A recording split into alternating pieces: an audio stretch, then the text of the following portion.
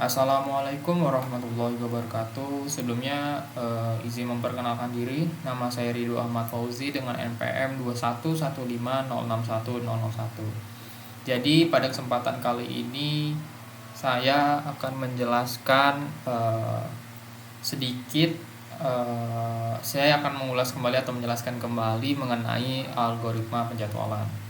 Sebelum itu, di sini saya akan menjelaskan sedikit mengenai algoritma penjadwalan.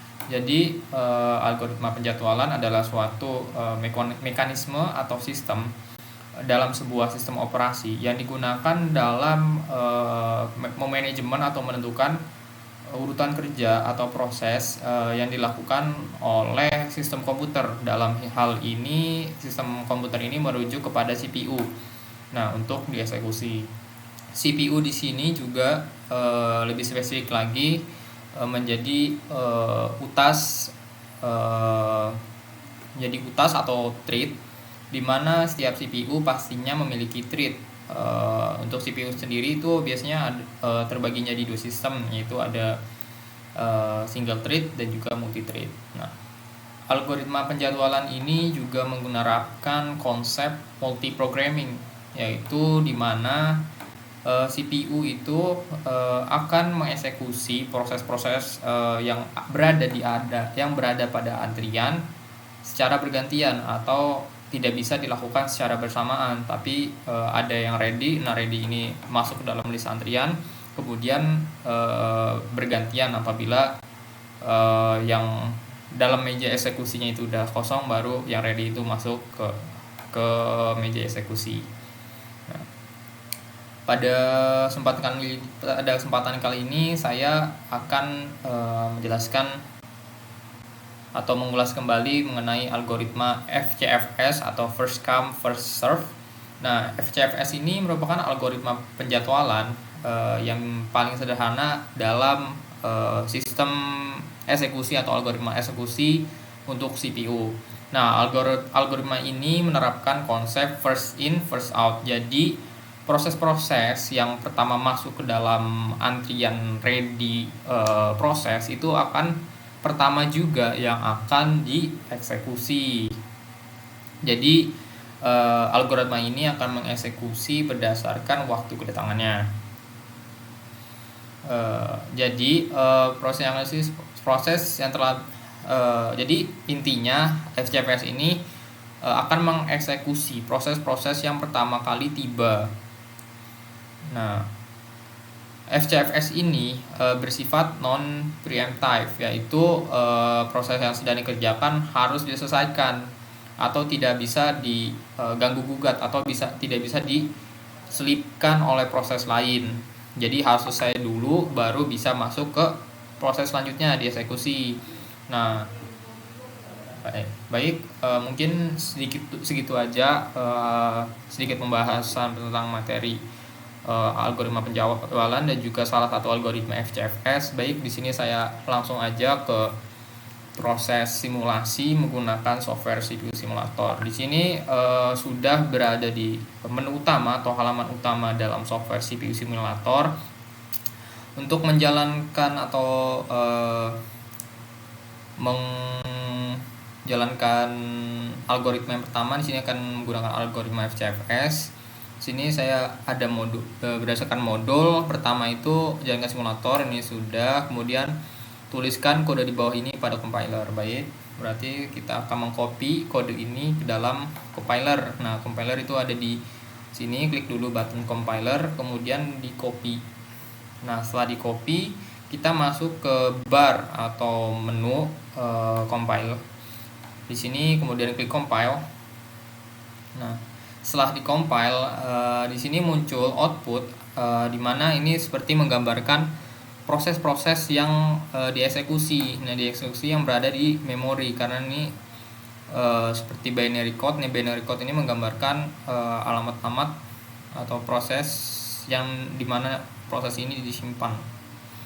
Dan ini merupakan deskripsi mengenai proses-proses itu sendiri, apa yang dilakukan oleh proses ini. Baik, setelah berhasil di-compile, langkah selanjutnya ialah load in memory. Oke, sini sukses. Nah, baik, kembali lagi ke modul. Setelah di load in memory, langkah selanjutnya adalah masuk ke OS simulator dan juga mengatur ke algoritma FCSF. Nah, kemudian kita membuat 3 proses baru dengan lifetime-nya itu default, yaitu prosesnya 0, dan mengatur-atur phase maksimum. Berarti kita masuk ke menu OS simulator itu ada di sini. Kemudian kita memilih first come first serve atau FCFS yang ada di sini. Kemudian kita diperintahkan juga mengatur ini ke paling cepat, kita atur ke fast. Kemudian kita membuat 3 proses atau create new proses sebanyak 3 kali tanpa mengubah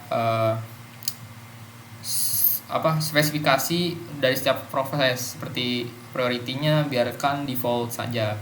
Oke, kita create new process sampai 3 kali.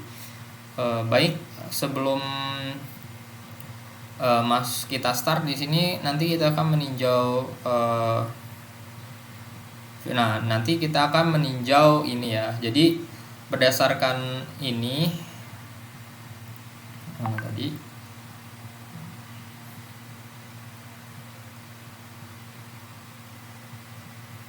berdasarkan ini tadi kan kita sudah mendeklarasikan 3 proses. Nah, ini anggap aja sebuah memori di mana proses-proses itu akan disimpan sebelum atau dimasuk dalam antrian sebelum diproses ke dalam CPU. Di sini CPU-nya kita dalam CPU simulator ini menggunakan single thread di sini karena dapat dilihat CPU yang aktif yang warna kuning ini hanya 1. Jadi hanya ada 1 thread. Jadi CPU simulator yang kali ini dipakai atau konfigurasinya itu menggunakan metode single thread.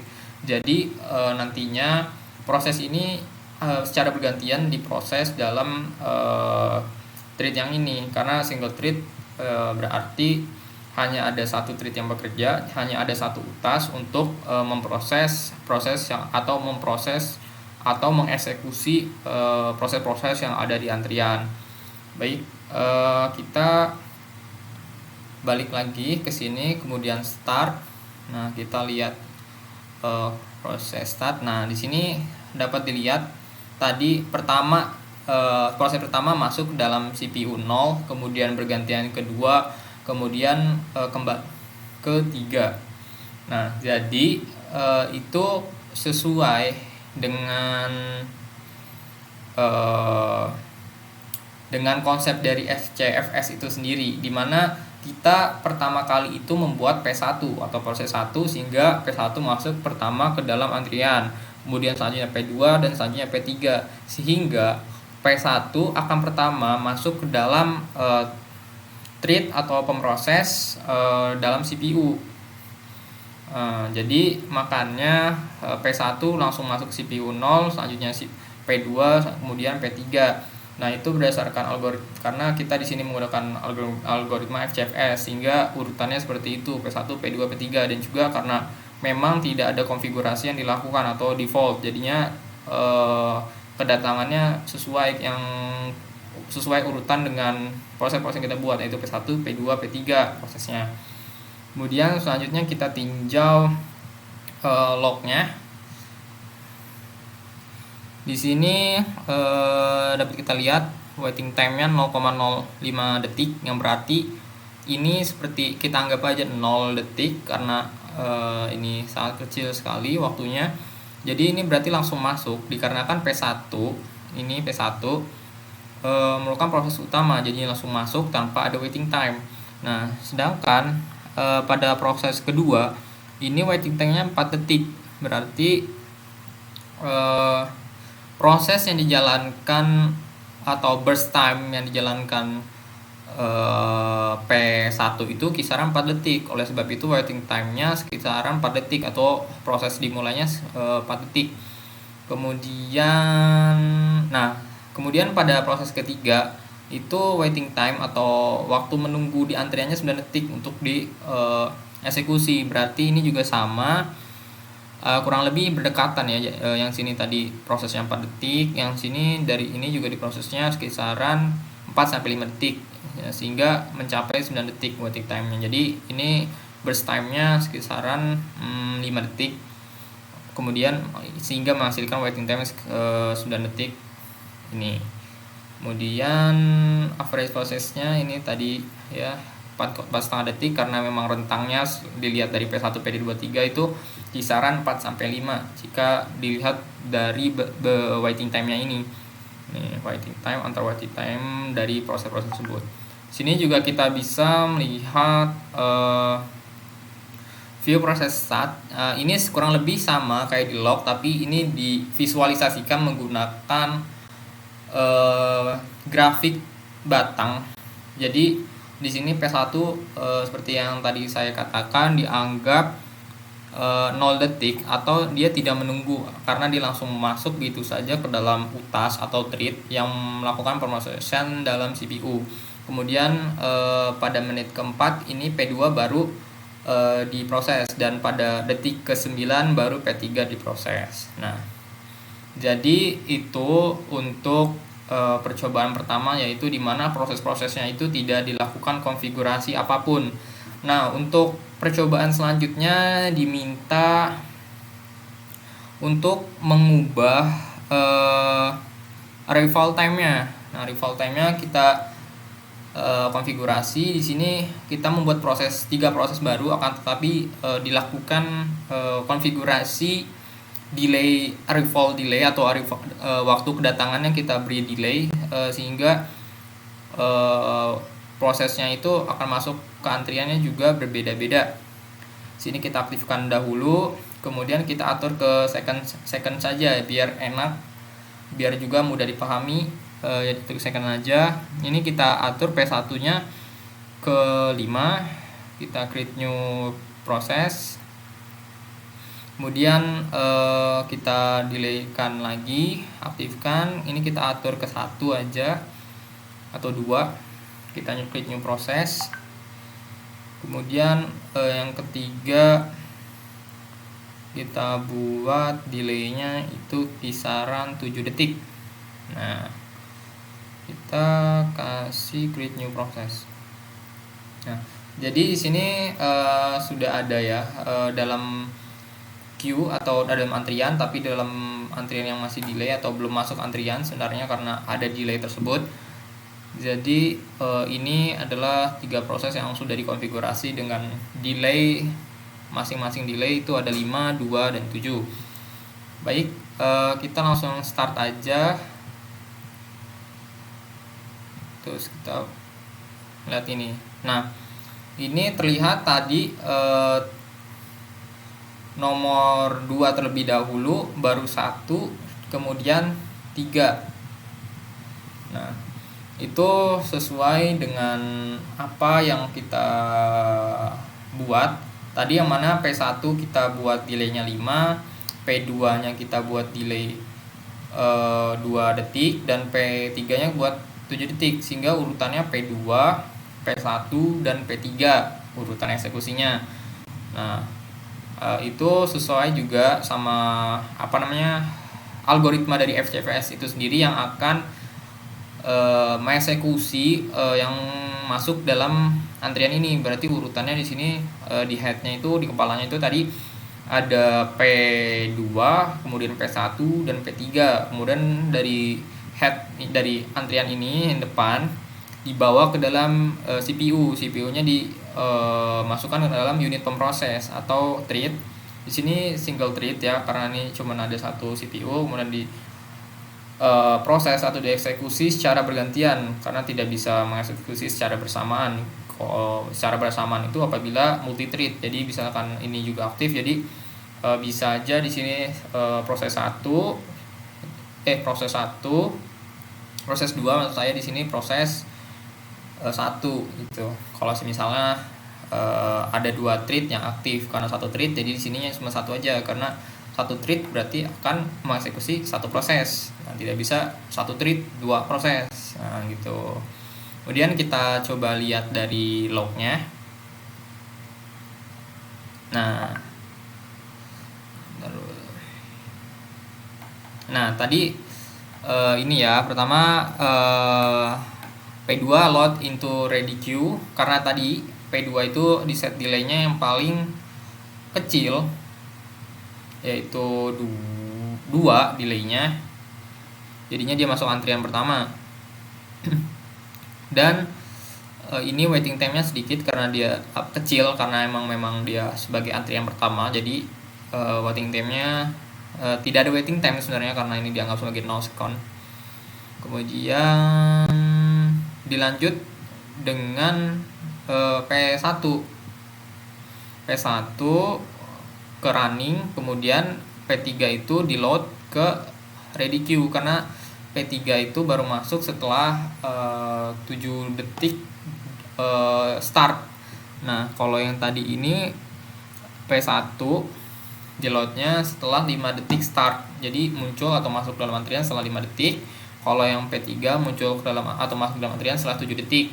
Makanya P2 dulu, baru P1, kemudian P3. Nah, sini sama seperti sebelumnya, elapsed time-nya atau kurang lebih 4 detik, ini juga 4 detik, dan ini 3 detik. Jadi waiting time-nya bertambah kisaran nah, ini waiting time-nya berarti ini proses pada P2 diprosesnya kurang lebih 2 detik. Kemudian P1 diprosesnya sama kurang lebih 2 detik juga. Jadi average waiting time-nya kisaran 2 detik karena emang kisarannya 1 sampai 2 detik. Nah, jadi mungkin untuk kesimpulan dalam percobaan kali ini yang menggunakan algoritma FCFS. Jadi algoritma FCFS ini merupakan algoritma penjadwalan atau mekanisme bagaimana proses-proses itu dieksekusi oleh CPU berdasarkan urutan kedatangannya. Nah, jadi semakin cepat dia datang ke dalam antrian, maka semakin cepat pula dia dieksekusi. Nah, dieksekusi di dalam CPU, yang mana dalam CPU itu terdapat thread. Nah, thread ini sebagai pemroses atau yang eksekusi proses tersebut. Nah, baik, mungkin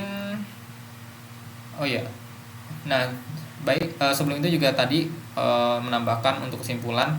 Nah, jadi ini karena bersifat non preemptive, jadi tadi dari 2 kali percobaan itu benar-benar memang sesuai dengan urutan kedatangannya. Jadi tidak ada proses yang menyela proses lain.